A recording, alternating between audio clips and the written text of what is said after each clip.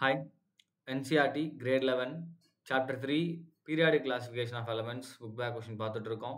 Question number 3.14.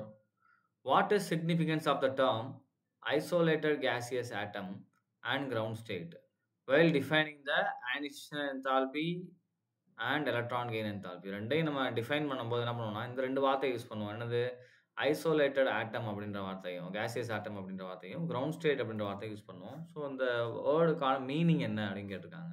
Right. So the significance of the term isolated gaseous atom indicates that atoms in the gaseous phase are much far separated, that there does not have any mutual attraction or repulsion interaction present which is in an isolated state, right?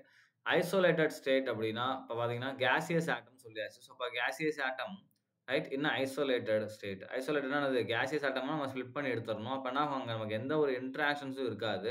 Even gaseous ஆட்டம் தான் அங்கே என்ன இருக்கும், week interaction இருக்க தான் செய்யும். So நீ isolate பண்ணி எடுக்கும்போது நமக்கு என்ன ஆயிரும்னா அங்கே எந்த ஒரு இன்ட்ராக்ஷனும் இருக்காது, ஜீரோ அப்படின்ற சொல்கிறக்காக நம்ம அந்த வேர்டை யூஸ் பண்ணுறோம். Here the value of ionisation enthalpy and electron gain enthalpy not influenced by the presence of other atoms.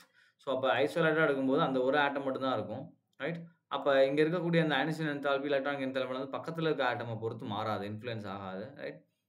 அடுத்து the significance of the term ground state means that in an atom electrons are present in the lowest energy state, right? Neither lose nor gain electron. So இதுவே lowest energy state தான் நம்ம சொல்லுவோம் ground state சொல்லுவோம். Right. Ionization enthalpy and electron gain enthalpy are generally expressed with respect to the ground state of atom only. So அப்போ ground ஸ்டேட்னானது இப்போ நம்ம various energy levels எடுக்கிறோம்னா 1 2 3 4. So இது n = 1, இது n = 2, இது n = 3, இது n = 4 அப்படின்னா so எனர்ஜிக்கல் பார்த்தீங்கன்னா இப்போ n = 1 தான் லோயஸ்ட் ஸ்டேட். ஸோ அதை தான் நம்ம என்ன சொல்லுவோம் அப்படின்னா கிரவுண்ட் ஸ்டேட் அப்படின்னு சொல்லுவோம். ரைட். ஸோ அப்போ கிரவுண்ட் ஸ்டேட்னானது lowest energy state of an atom அப்படின்றத தான் நம்ம கிரவுண்ட் ஸ்டேட்ன்ற வார்த்தை தான் நம்ம டிஃபைன் பண்ணுறோம். ரைட். தேங்க்யூ.